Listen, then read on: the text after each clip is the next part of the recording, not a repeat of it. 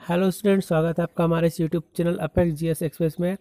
आज मैं आपके लिए कक्षा 7वीं गणित विषय का अध्याय 1 जिसका नाम है पूर्णांक या इंटीजर, इसका पार्ट लेकर आया हूँ। पार्ट फर्स्ट है। इसमें हम इसके कुछ बेसिक कॉन्सेप्ट के बारे में डिस्कस करेंगे।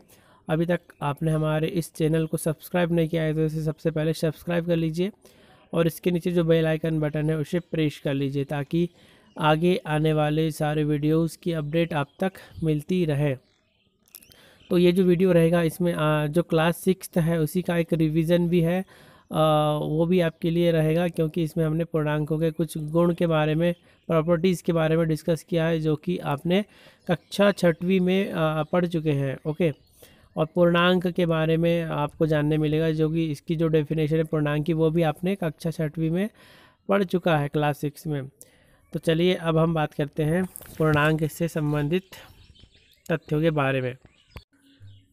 तो पूर्णांक आखिर होते क्या है, इंटीजर। तो इसकी डेफिनेशन की बात की जाए तो पूर्णांक के अंतर्गत सभी पॉजिटिव नंबर आते हैं, जीरो आता है और सभी नेगेटिव नंबर्स आते हैं। ओके, तीन चीज़ें आती है इसमें, सभी धनात्मक संख्याएं, ऋणात्मक संख्याएं और शून्य आते हैं। उदाहरण देखा जाए तो इसके ऋण 1, ऋण 2, शून्य, 1, 2 या -1, -2, 0, 1, 2 एक्सेट्रा, ये सभी इस क्या है, पूर्णांक है, इंटीजर है। और आप भली भांति जान चुके हैं क्लास 6 में। अब हम बात करते हैं पूर्ण संख्याएं और पूर्णांक में क्या डिफरेंस है। तो पूर्ण संख्याएं होल नंबर्स जो होते हैं इसमें सभी धनात्मक संख्याएं, पॉजिटिव नंबर्स होती है और जीरो इसमें शामिल होता है। ओके, यदि जीरो को हम हटा दिया जाए और सभी पॉजिटिव नंबर्स को हम क्या बोलेंगे, प्राकृतिक संख्या या नेचुरल नंबर्स, ये भी आपको पता ही होगा। तो ये है पूर्णांक, पूर्ण संख्याएं और नेचुरल नंबर में डिफरेंस। उम्मीद है आपको समझ में आया होगा। तो पूर्णांक में सभी नेगेटिव नंबर्स आते हैं, पॉजिटिव नंबर्स आते हैं और शून्य आता है। ओके, अब हम बात करते हैं इसके नेक्स्ट फैक्ट्स के बारे में। संख्या रेखा या नंबर लाइंस, ये ऐसी रेखा होती है जिसमें पूर्णांक को प्रदर्शित किया जाता है। इसमें बीच में शून्य होता है, शून्य के दाईं ओर सभी धनात्मक संख्याएं जैसे कि 1, 2, 3, 4 होती है।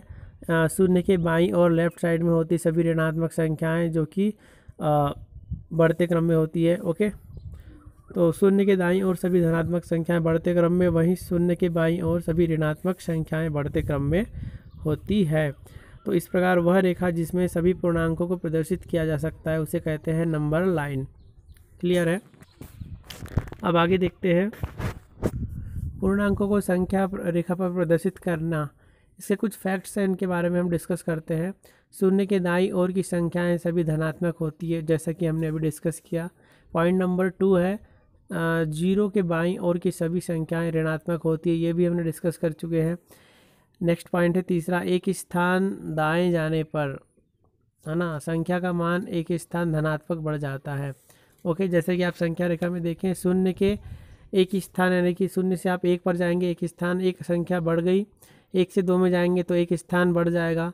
उसी प्रकार इसमें संख्या रेखा में ऐसा होता है। इसी प्रकार ऋणात्मक साइड भी ऐसा ही होगा। एक स्थान बाएं जाने पर शून्य के बाईं ओर कौन सी संख्या होती है, ऋणात्मक संख्या होती है।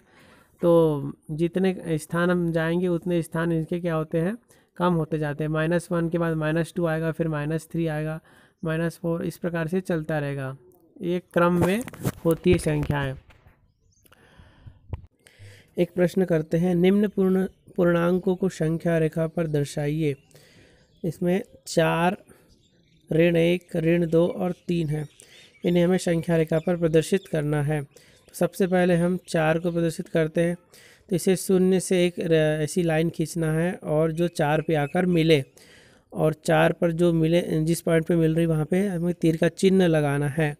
इसी प्रकार से हमें ऋण 1 को हम देखेंगे किस साइड में बाईं ओर आएगा, तो इससे भी ऐसी लाइन खींच करके ऋण 1 पर मिलाना है और तीर का निशान लगाना है। अगला जो है अंक है वह ऋण 2 है। ऋण 2 को भी इसी प्रकार से एरो का चिन्ह लगाना है ऋण 2 पर। और जो लास्ट जो 3 है, 3 को भी इसी प्रकार से प्रदर्शित करना है, शून्य से लेते हुए इसे 3 पर मिलाना है और तीर का चिन्ह लगाना है। तो इस प्रकार से हम पूर्णांकों को संख्या रेखा पर प्रदर्शित कर देंगे। अब हम बात करने वाले हैं पूर्णांकों का योग और व्यवकलन के बारे में, addition and subtraction of integers. तो सबसे पहले हम इसके दो धनात्मक पूर्णांकों को जोड़ने पर इसके आधारित क्वेश्चन करेंगे। जब भी दो धनात्मक पूर्णांकों को पॉजिटिव नंबर्स को जोड़ा जाएगा, इंटीजर्स को जोड़ा जाएगा, तो हमेशा हमें क्या मिलेगा, एक पॉजिटिव इंटीजर्स ही मिलेगा। जैसे कि उदाहरण देखते हैं, 20 और 15। 20 और 15 दोनों कैसे हैं, धनात्मक हैं, और इन्हें जोड़ने पर हमें क्या मिलेगा, 20 और 15 कितने हो जाएंगे, 35, 35 हो जाएगा। दोनों 35 क्या है, भी पॉजिटिव होगा। तो जब दो धनात्मक संख्याओं को हमने जोड़ा 20 और 15 को, तो हमें क्या मिला, एक धनात्मक संख्या प्राप्त हुई। इसी प्रकार से 12 और 15 को जोड़ने पर हमें 27 प्राप्त होगा, जो कि क्या है, एक पूर्णांक है। तो 12 और 15 दोनों धनात्मक संख्या है, और इन्हें जोड़ने पर जो 27 प्राप्त हो रहा है, 27, वह भी क्या है, पूर्णांक है और धनात्मक पूर्णांक है। ओके, तो इसका ये पहला गुण था। हम इसके अन्य गुणों की बात करते हैं। नेक्स्ट है, दो ऋणात्मक पूर्णांकों को जोड़ने पर हमेशा ऋणात्मक पूर्णांक ही प्राप्त होता है। उदाहरण के लिए ऋण 10 और ऋण 15, इनको हम जब जोड़ेंगे तो ऋण 10 और ऋण 15 को जोड़ने पर क्या आएगा, ऋण 25 आएगा, -25 आएगा।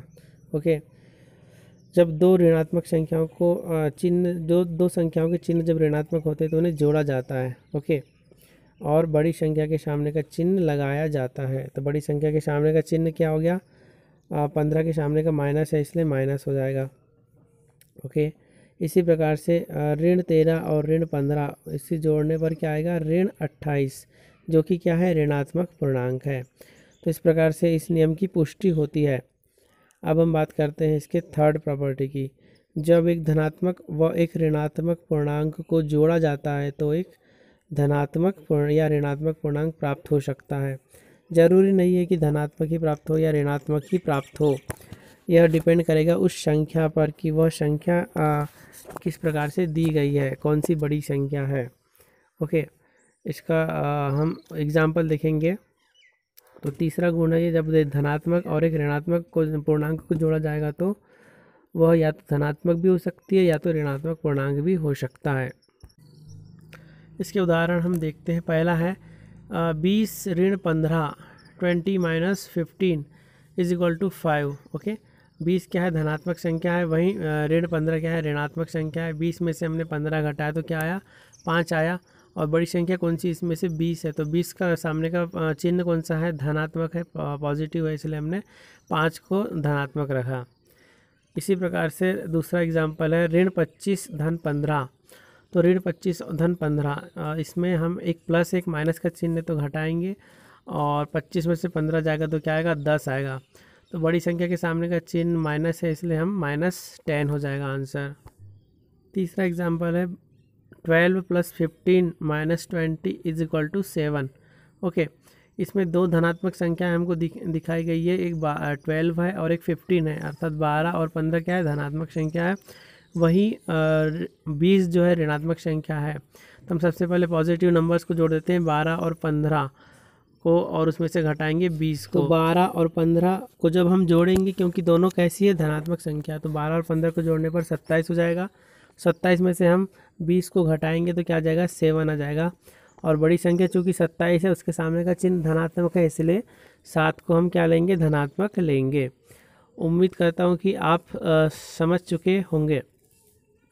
अब हम बात करेंगे पूर्णांकों के कुछ गुण के बारे में, कुछ प्रॉपर्टीज़ के बारे में। इनमें से है समवर्त प्रॉपर्टी, क्लोजर, क्रम विनिमेयता और साचार्यता। इन्हें चूँकि आप कक्षा 6वीं में भी पढ़ चुके हैं। तो सबसे पहले हम क्लोजर प्रॉपर्टी के बारे में देखते हैं। क्लोजर प्रॉपर्टी के अंतर्गत जो इसके दो भाग हैं, एक तो योग के अंतर्गत समवर्त होना और व्यवकलन के अंतर्गत। तो पार्ट ए में हम योग के अंतर्गत समवर्त होना, इसके बारे में डिस्कस करते हैं।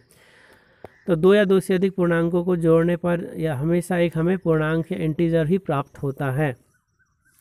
तो यह इसका स्टेटमेंट है, इसका कथन है, अर्थात दो पूर्णांकों को हम जोड़ेंगे तो हमेशा एक पूर्णांक ही प्राप्त होगा। इसका एग्जाम्पल है 17 और 23, दोनों को जोड़ने पर हमें क्या प्राप्त होगा, 40। 17 + 23 = 40, जो कि क्या है, एक पूर्णांक है। 40 क्या है, एक पूर्णांक है। पूर्णांक के अंतर्गत हमने डिस्कस किया था सभी नेगेटिव नंबर्स, ऋणात्मक संख्याएं, धनात्मक संख्याएं और शून्य शामिल होता है। इसके बाद इसका दूसरा एग्जाम्पल है 27 माइनस 27 इज इक्वल टू 0, अर्थात 27 में से हम 27 घटाएंगे तो क्या आएगा, शून्य आएगा। और शून्य भी क्या है, एक इंटीजर है, पूर्णांक है, तो इसलिए ये क्या है, स्टेटमेंट सत्य हो जाएगा। अब हम बात करेंगे इसके अगली प्रॉपर्टी के बारे में। इसमें हम व्यवकलन के अंतर्गत क्लोजर प्रॉपर्टी को देखेंगे। पार्ट बी, इसके अंतर्गत व्यवकलन के लिए दो या दो से अधिक पूर्णांकों को जब घटाया जाएगा तो हमें एक हमेशा पूर्णांक ही प्राप्त होगा, इंटीजर ही प्राप्त होगा। उदाहरण के तौर पर ऋण 12 में से ऋण 12 माइनस 15, ओके, ऋण 12 में से ऋण 15 को हम घटाएंगे, अर्थात समान चिन्ह तो जुड़ेंगे चूँकि, और 15 और 12 कितने हो जाएंगे, 27 हो जाएंगे, और बड़ी संख्या के सामने का चिन्ह हम लगाएंगे, ऋण 27, ओके। वहीं दूसरा एग्जाम्पल देखते हैं, ऋण 8 ऋण फिर कोष्टक के अंदर ऋण 14, तो ऋण 8 और यहाँ पर दो ऋण है, चूँकि एक कोष्टक के बाहर है और एक कोष्टक के अंदर है, तो ऋण और ऋण का जब गुणा होगा तो क्या हो जाएगा, धन हो जाएगा। तो ऋण 8 और धन 14, तो 14 में से हम 8 घटाएंगे तो क्या आ जाएगा, 6 आएगा। और ऋण चूँकि धन हो गए हैं तो आंसर क्या हो जाएगा, धन 6। यहाँ पर धन का चिन्ह छुपा हुआ है, ओके। तीसरा एग्जाम्पल है ऋण 18 फिर ऋण कोष्टक के अंदर फिर ऋण 18, इसमें क्या हो जाएगा, जो दो चिन्ह दिखाई दे रहे हैं आपको, ऋण और ऋण, एक कोष्टक के अंदर और एक कोष्टक के बाहर, तो ऋण 18 और ये धन 18 बन जाएगा, तो 18 में से 18 जाएगा तो क्या बन जाएगा, शून्य आ जाएगा, ओके। और शून्य क्या है, एक पूर्णांक है, ओके। तो इस प्रकार से हमने ये क्लोजर प्रॉपर्टी देखा एडिशन के लिए और सब्सट्रैक्शन के लिए। अब हम नेक्स्ट प्रॉपर्टी के बारे में डिस्कस करते हैं, जो कि है क्रम विनिमेयता, कम्यूटेटिव प्रॉपर्टी। इसके अंतर्गत यदि कोई दो पूर्णांक a और b है और उसके क्रम को बदल दिया जाए तो उसके परिणाम अर्थात रिजल्ट में कोई अंतर नहीं आएगा, यह कहलाती है क्रम विनिमेयता प्रॉपर्टी, ओके। अर्थात किसी भी दो या दो से अधिक पूर्णांकों को किसी भी क्रम में हम जोड़ सकते हैं, उससे कोई अंतर नहीं आएगा उत्तर में। इसका उदाहरण देखें तो 4 धन 5 धन 8, अब इनके हम क्रम को बदल दिया हमने, 8 धन 4 धन 5, ऐसा करने पर 17 आएगा दोनों कंडीशंस में। आप देख सकते हैं 4 और 5 9 हो जाएगा, 9 और 8 17। जब इसके क्रम को बदला गया तो तब 8 और 4 क्या हो जाएगा, 12, और 12 में 5 जोड़ेंगे तो क्या आ जाएगा, 17 आ जाएगा। दूसरे उदाहरण की बात करें, ऋण 8 और धन गुणा ऋण क्या हो जाएगा, ऋण 9, तो 8 और 9, 9 और 8 हो जाएगा 17, ऋण 17, ओके। और दूसरा जब इसको क्रम को बदला गया है तो भी क्या हो जाएगा, ऋण 9 और ऋण 8, तो भी क्या आ जाएगा, ऋण 17 आ जाएगा। तो अर्थात जो आंसर है हमारा, जो उत्तर है वह बदलेगा नहीं इसके क्रम बदलने से, यही ये प्रॉपर्टी कहती है, ओके। उम्मीद है आपको समझ आया होगा। अब हम बात करते हैं नेक्स्ट प्रॉपर्टी की, जो कि है सहचार्यता अर्थात एसोसिएटिव प्रॉपर्टी। यह क्या, ये प्रॉपर्टी का इसका स्टेटमेंट है कि यदि हम दो या दो से अधिक पूर्णांक संख्याएं हैं और उनको हम ग्रुप में रखते हैं और उनके ग्रुप को यदि आपस में बदल दिया जाए तो उसके रिजल्ट में अर्थात परिणाम में कोई अंतर नहीं आएगा, यह कहलाती है सहचार्यता या एसोसिएटिव प्रॉपर्टी, ओके। जैसे उदाहरण के तौर पर हमने 5, 4 और 8, ओके, 5, 4 और 8 तीन पूर्णांक है, इसमें हमने 5 और 4 को एक ग्रुप में रख लिया और 8 को अभी सिंगल रखा है, अकेला छोड़ दिया है। फिर उसके साथ ही हमने क्या किया, पहला जो पूर्णांक 5 था उसको अकेला छोड़ दिया और 4 और 8 को ग्रुप में ले लिया। ऐसा करने से हमारा जो उत्तर है 17 ही आया, उससे कोई फ़र्क नहीं पड़ा, ग्रुपिंग करने से कोई अंतर नहीं आया। उसी प्रकार से दूसरा एग्जाम्पल जो है, इसका दूसरा उदाहरण है ऋण 7 धन 9 ब्रैकेट के अंदर है और वहीं 5 सिंगल है। अब दूसरी कंडीशन में ऋण 7 को सिंगल छोड़ दिया गया है, वहीं 9 और 5 को कोष्टक के अंदर अर्थात ग्रुप में रखा गया है। ऐसा करने से जो उत्तर है हमारा क्या आएगा, 7 ही आएगा, ओके। तो उम्मीद है आपको ये प्रॉपर्टी समझ में आई होगी। अब हम बात करेंगे नेक्स्ट प्रॉपर्टी की, जो कि है योज्य तत्समक या एडिटिव आइडेंटिटी। बहुत ही सिंपल प्रॉपर्टी है। यह प्रॉपर्टी कहती है, गुण कहता है कि किसी भी पूर्णांक में हमको शून्य को जब जोड़ा जाएगा तो हमें वही पूर्णांक प्राप्त होगा। अर्थात जैसे मान लीजिए कोई पूर्णांक ए है, ए में हमने शून्य को जोड़ा तो हमें ए ही प्राप्त होगा। एग्जाम्पल देखें तो हमें 5 में शून्य जोड़ेंगे तो 5 ही प्राप्त होगा। ऋण 12 धन शून्य इसमें जोड़े हमने तो ऋण 12 ही प्राप्त हुआ। तो ये प्रॉपर्टी कहलाती है योज्य तत्समक। अब हम बात करते हैं लास्ट प्रॉपर्टी की, जो है योज्य प्रतिलोम या एडिटिव इनवर्स।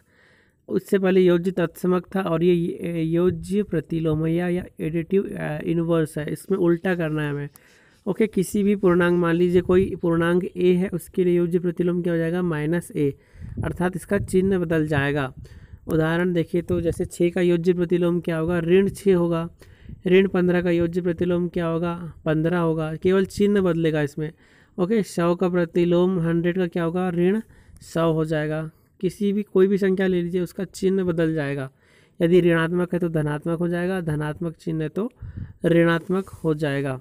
तो इस प्रकार से हमने पूर्णांकों की जो प्रमुख प्रॉपर्टी थी, प्रमुख गुण थे, उनके बारे में डिस्कस किया। और वैसे तो आपने इनका अध्ययन 6वीं क्लास में कर चुके हैं। उसमें पूर्णांक के लिए ना होकर ये पूर्ण संख्याओं के लिए था। तो प्रॉपर्टी वही है, लेकिन इसमें पूर्णांकों के लिए बात की गई है। ओके, तो ये आज का वीडियो उम्मीद करता हूँ कि आपको काफ़ी पसंद आया होगा। और इसी प्रकार आप हमारे चैनल के साथ बने रहिए और ज़्यादा से ज़्यादा वीडियो को शेयर कीजिए, चैनल को सब्सक्राइब कीजिए। और इसी प्रकार से मैं आपके लिए वीडियो लाता रहूँगा। चैनल को आप ज़्यादा से ज़्यादा सब्सक्राइब कीजिए, वीडियो को शेयर कीजिए और लाइक कीजिए। इससे हमारा जो है उत्साहवर्धन भी होगा। तो मिलते हैं एक नए वीडियो के साथ, तब तक के लिए जय हिंद।